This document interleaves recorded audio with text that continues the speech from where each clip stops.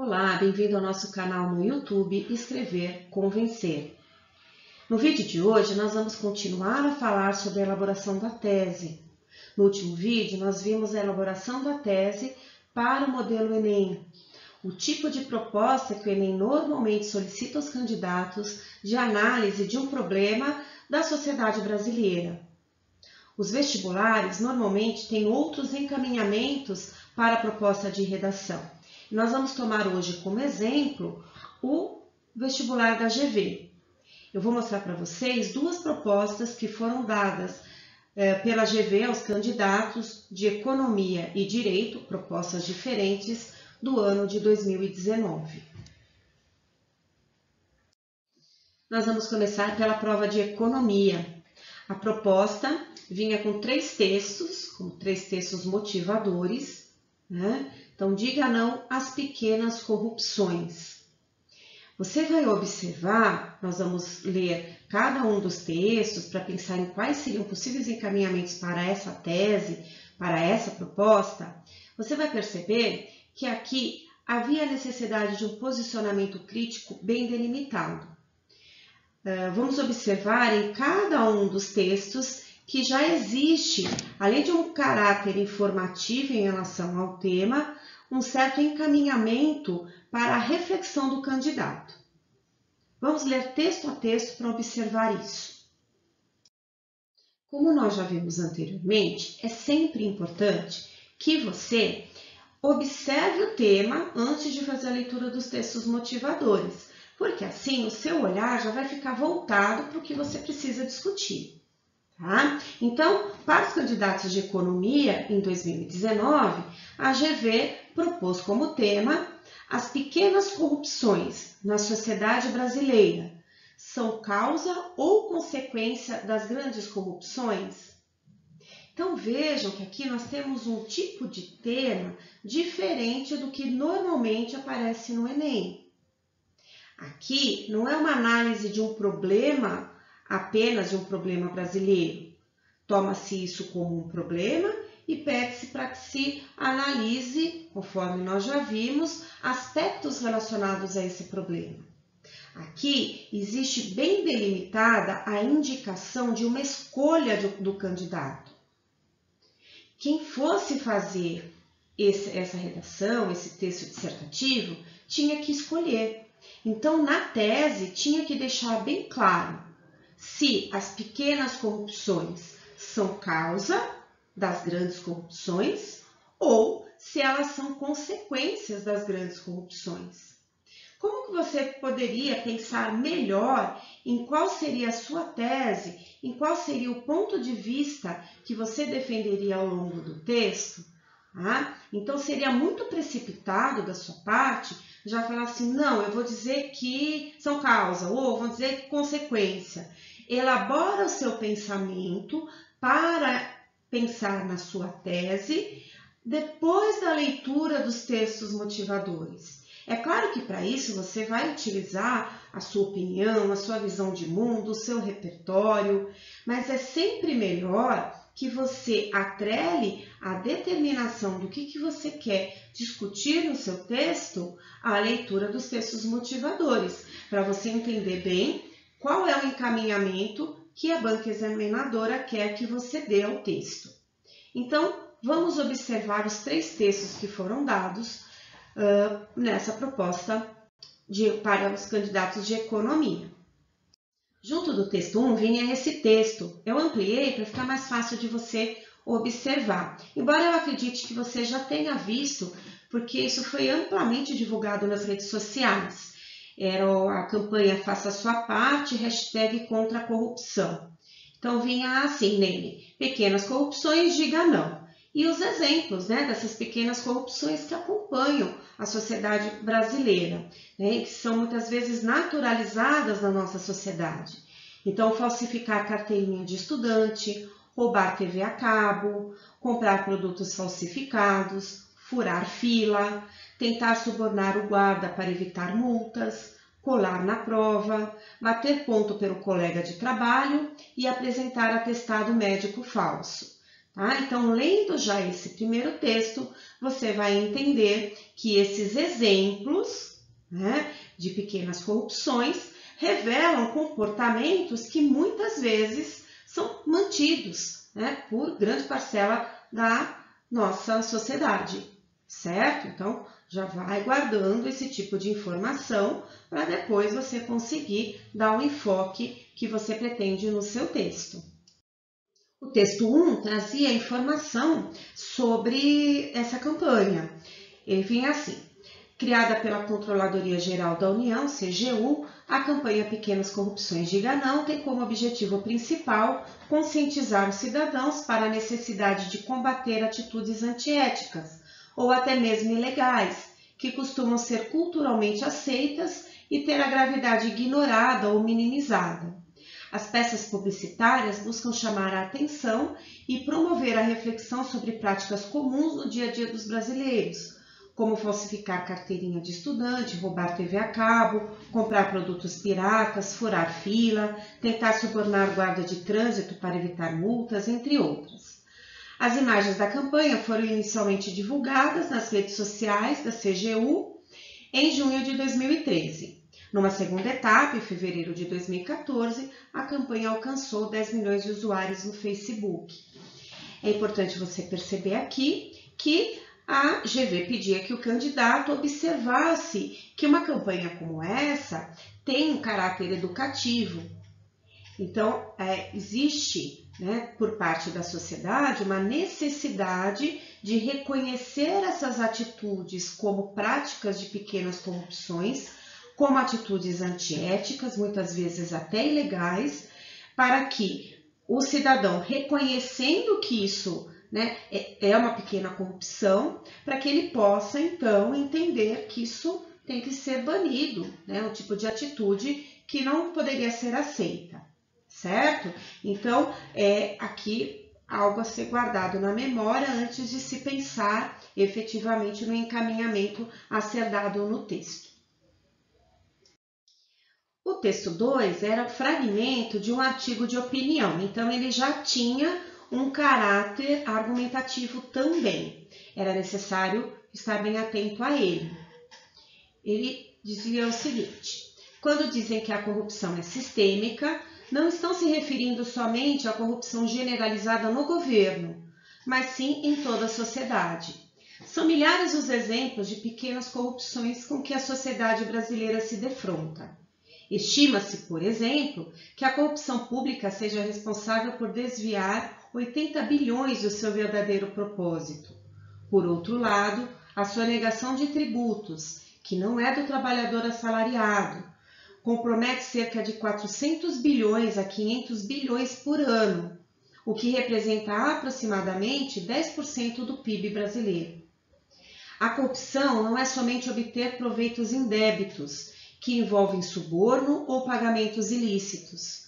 Na sua forma mais ampla, a corrupção é a degradação de um bem ou de um costume social, ou seja, utilizá-los de forma inferior àquela para a qual foram idealizados. Indistintamente, as pequenas corrupções são consideradas normais e legítimas por parte significativa da sociedade brasileira.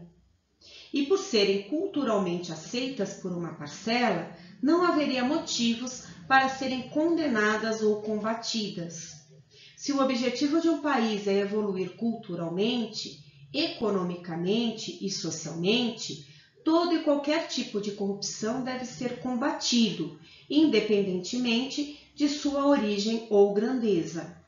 Então, claro, ele vem com o mesmo ponto de vista do texto anterior, que trazia informação da necessidade da população entender que algumas das atitudes que são banalizadas no dia a dia, que são essas pequenas corrupções, não deveriam ser mantidas, não podem ser mantidas para que tenhamos uma sociedade mais correta, mais justa.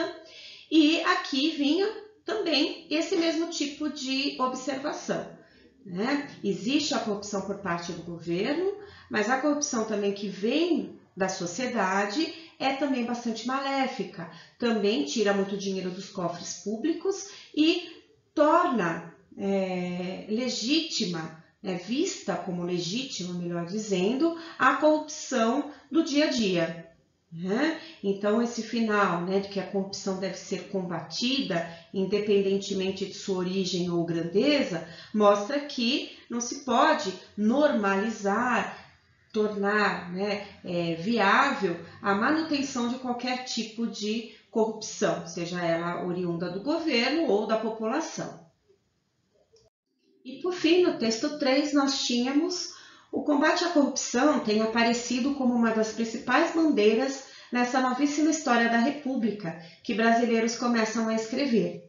Se, por um lado, o pedido por honestidade toma as ruas desde a pressão pela aprovação da Lei Ficha Limpa, em 2010, e mais intensamente a partir dos protestos de junho de 2013, por outro lado, cidadãos ainda encontram dificuldade de vencer seus próprios vícios. É raro encontrar alguém que nunca tenha cometido pequenas corrupções no cotidiano. Esses comportamentos não deslegitimam o grito contra a corrupção e estão longe de ser a origem dos roubos aos cofres públicos do governo, mas também atropelam o interesse público e mostram que o problema vai muito além dos três poderes. A corrupção tem dois significados, algo que se quebra e se degrada. Ela quebra o princípio da confiança, que permite a cada um de nós viver em sociedade. Também degrada o que é público, explica a professora do Departamento de História da Universidade Federal de Minas Gerais, Heloísa Steinem. A corrupção não se dá só na relação com o Estado, mas também com a sociedade, afirma o professor de Ética e Filosofia Política da Universidade de São Paulo, Renato Janine Ribeiro. Aqui a gente tem também, né, um texto que vai trazer um caráter argumentativo, um posicionamento crítico, apresentando os danos que essa pequena corrupção também causa no dia a dia. Né? Ela está muito presente na sociedade. É difícil alguém que não tenha cometido algum pequeno ato de corrupção, mas isso também não deslegitima o grito contra a corrupção do governo. O que se torna aqui bem importante de se observar é que numa sociedade em que não possa haver o princípio de confiança, em que todos, de uma maneira menor ou maior, praticam atos de corrupção, é muito complicado, né, haver uma unidade dessa população. Né? Então, a gente tem uma sociedade em que as pessoas tentam, de alguma forma, nas diferentes esferas, ter alguma vantagem, obter alguma vantagem. Isso, para o espírito de coletividade, é péssimo. Né? Então, a gente tem realmente um problema muito grave no Brasil, a gente sabe disso. E a GV, então, para os candidatos de economia, propunha essa discussão. Então, veja que depois de ter lido todos esses textos motivadores e lembrando, né, do tema que foi proposto pela GV, você tem que criar um posicionamento bem delimitado. Não dá para ficar em cima do muro. Não dá para você colocar, pode ser uma coisa ou pode ser a outra. Você tem que decidir. São essas pequenas corrupções, né, que são a causa para essa grande corrupção que existe, né, na realidade brasileira, para os grandes montantes de dinheiro que são desviados, para os grandes esquemas de corrupção, ou elas são consequência, essas pequenas corrupções do dia a dia, elas são consequência das grandes corrupções. Tá? Então, o que não daria para fazer de forma alguma? Né? Primeiro, não daria para você negar que existe corrupção. Isso seria o texto de uma pessoa que está completamente fora da realidade. Né? Então, isso jamais. O que também não daria para fazer é ficar discutindo que a corrupção tem que ser combatida e ficar apenas nessa discussão. Por quê? Porque não é esse o tema. A corrupção é um grande mal, ela tem que ser combatida. Ok, ela é um grande mal, tem que ser combatida, mas isso não era o tema solicitado. Há necessidade aqui de se criar um posicionamento. Ela é causa da grande corrupção ou ela é consequência da grande corrupção? o que você escolhesse, né, se você fosse fazer esse tema, o que você escolhesse tinha que estar em consonância, evidentemente, com os argumentos que você fosse escolher. As pessoas que cometem as grandes corrupções acabam sendo tomadas como um exemplo para aquelas que cometem as corrupções no dia a dia. Então, aí a corrupção do dia a dia, a pequena corrupção, seria uma consequência desse mau exemplo dos governantes, né, das pessoas que cometem as grandes corrupções. Ou você também pode pensar que essas grandes corrupções elas estão sendo mantidas por pessoas que fazem parte dessa sociedade, que já cometiam as pequenas corrupções e que tiveram, então, a possibilidade, dado o cargo que ocupam, uma posição que favorecia, então, que elas cometessem as grandes corrupções, certo? Então, nesse caso, essas pequenas corrupções acabam desencadeando, acabam gerando as grandes corrupções. É uma questão de escolha. Não há certo ou errado aqui. O que você tem que entender é que uma vez que você tenha escolhido um ou outro, você tem que fazer um bom projeto de texto, fazer uma boa escolha dos argumentos para conseguir, assim, fazer uma boa discussão desse tema. Nosso outro exemplo, também de 2019, também da GV, era a proposta de redação para os candidatos à graduação em Direito.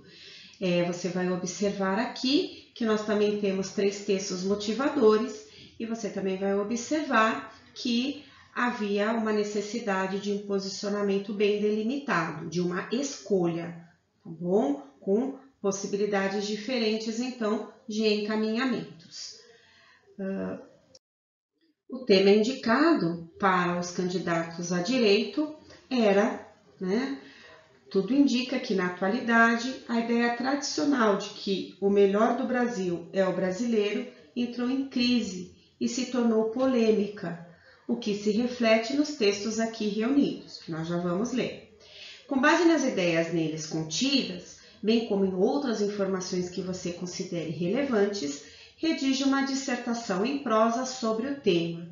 O pior do Brasil é o brasileiro?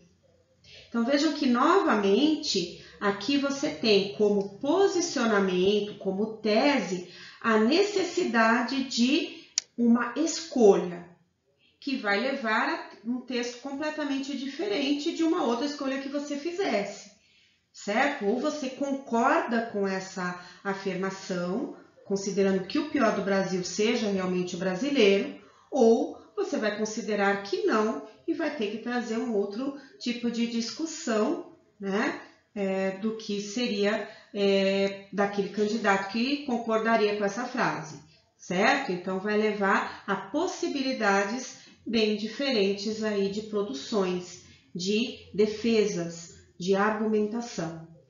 Vamos observar os textos motivadores.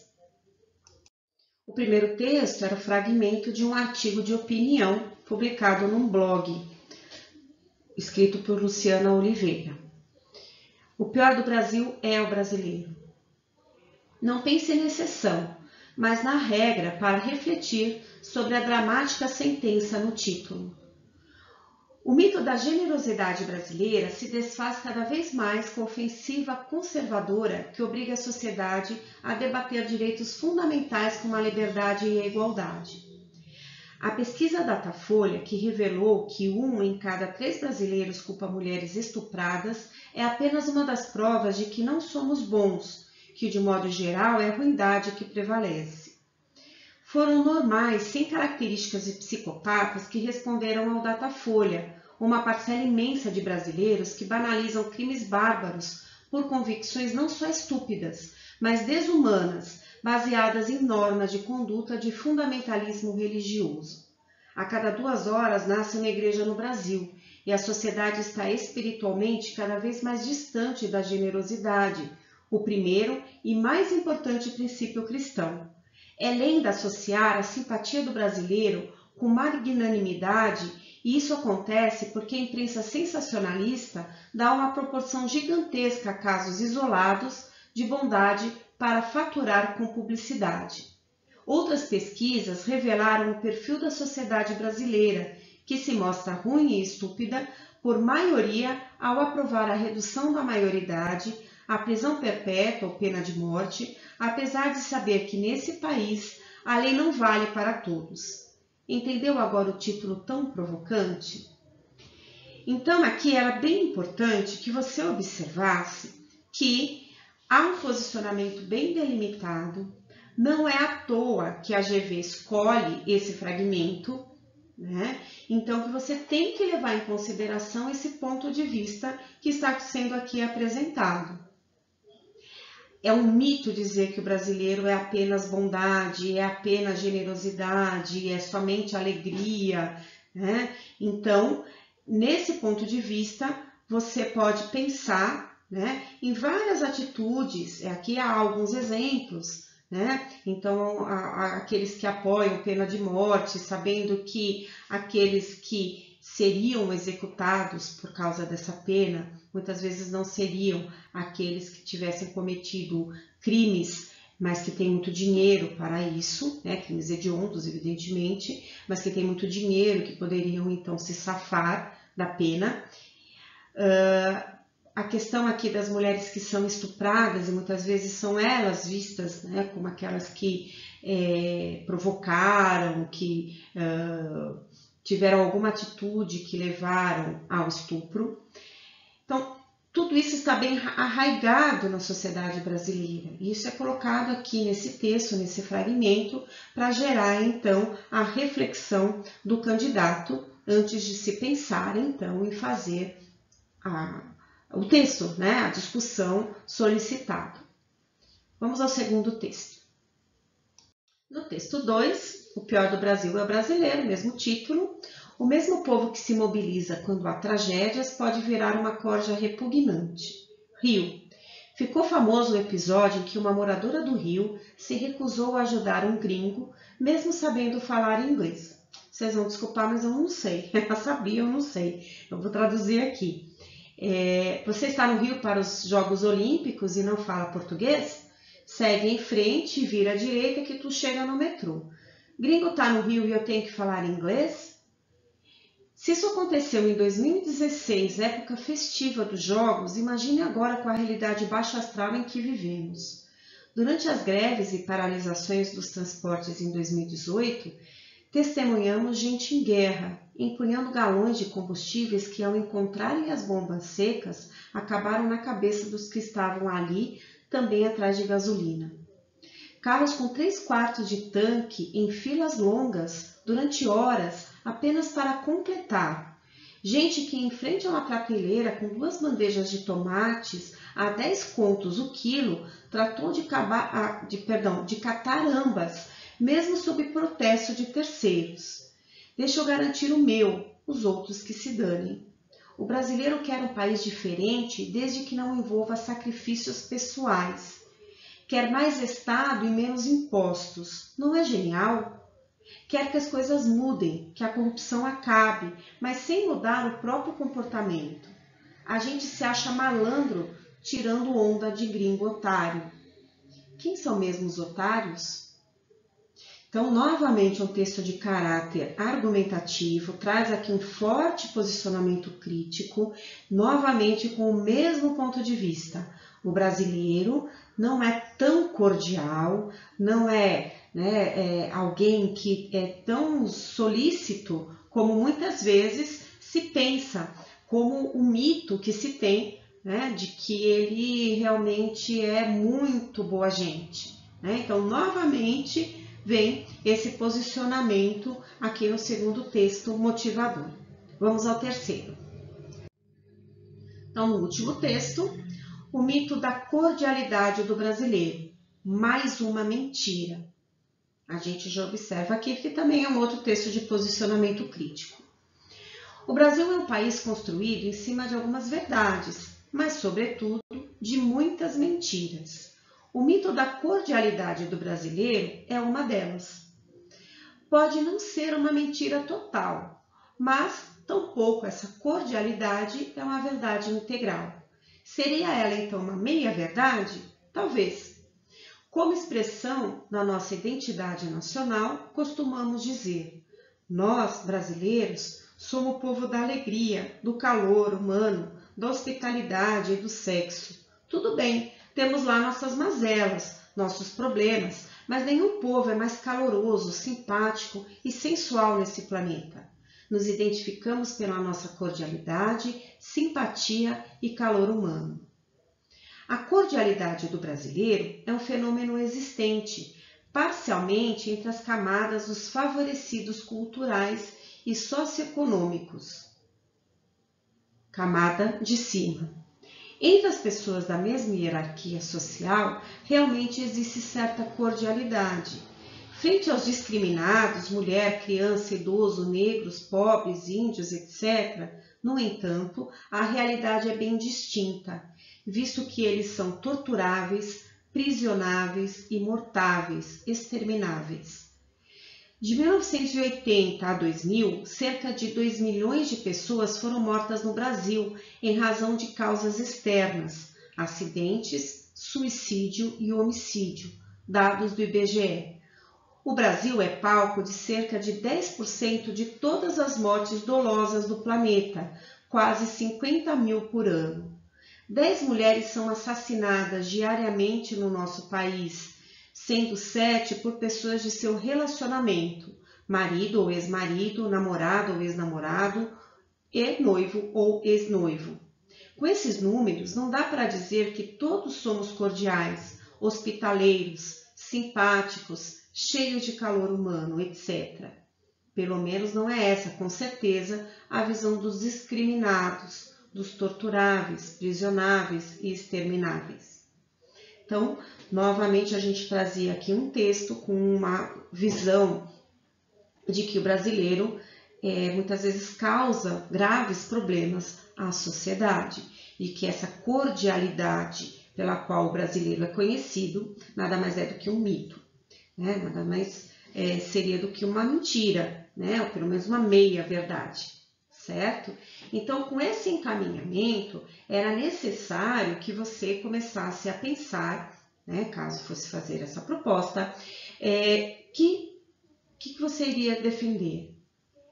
Não daria aqui, vejam, com essa seleção de textos, de você fazer um texto extremamente infantil, né, de que o brasileiro realmente é o melhor, né, o povo mais cordial, porque você teria negado completamente tudo que foi apresentado nos textos motivadores. Isso já trazia na proposta que tinha que ser considerado. Então, você tinha que problematizar essa fama que o brasileiro tem, né, de ser tão cordial. Isso não significa que você tem que afirmar que o brasileiro é o pior, né, do Brasil. Você pode ter um outro encaminhamento, mas não dá para trazer o brasileiro como aquele que apenas traz características positivas, apenas traz em si a cordialidade, a honestidade, né? Há de se levar em consideração a questão da corrupção, da violência, né? Da discriminação, né? Então, quando no mesmo grupo, a cordialidade até existe, mas aquela pessoa de um grupo em relação às minorias, em relação aos grupos discriminados, essa pessoa não mantém essa mesma cordialidade, certo? Então, ela é um mito. Assim, pessoal, a partir desses dois exemplos, é importante que você lembre que, para esse tipo de proposta, a tese tem que trazer um posicionamento crítico bem delimitado. Você deve fazer uma escolha, não dá para ficar em cima do muro.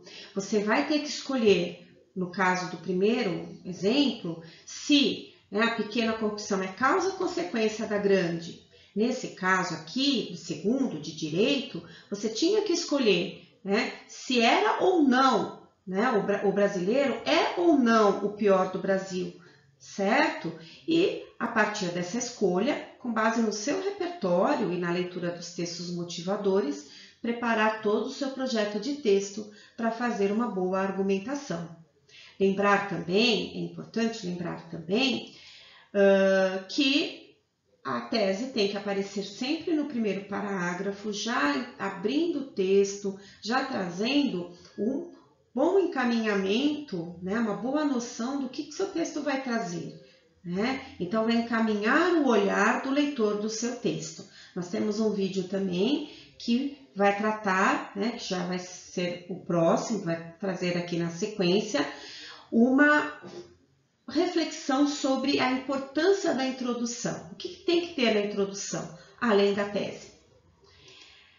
Tem que haver, né, conforme a gente já tinha falado, um bom entendimento dos textos motivadores. Não dá para você ignorar, não dá para você pegar, no caso aqui desse texto aí de direito, né, da proposta para direito, e simplesmente ignorar os textos motivadores, por exemplo, e afirmar que o brasileiro é o melhor que existe no Brasil, né, é um povo alegre, é um povo cordial, é um povo amável.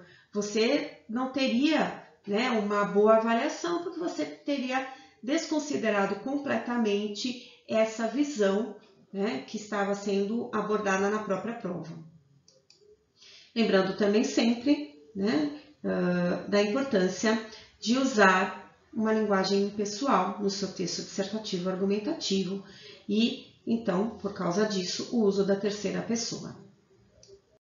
Bom, pessoal, vamos terminando por aqui. Muito obrigada pela atenção. Continue estudando e continue acompanhando nossos vídeos. Um beijo, até mais!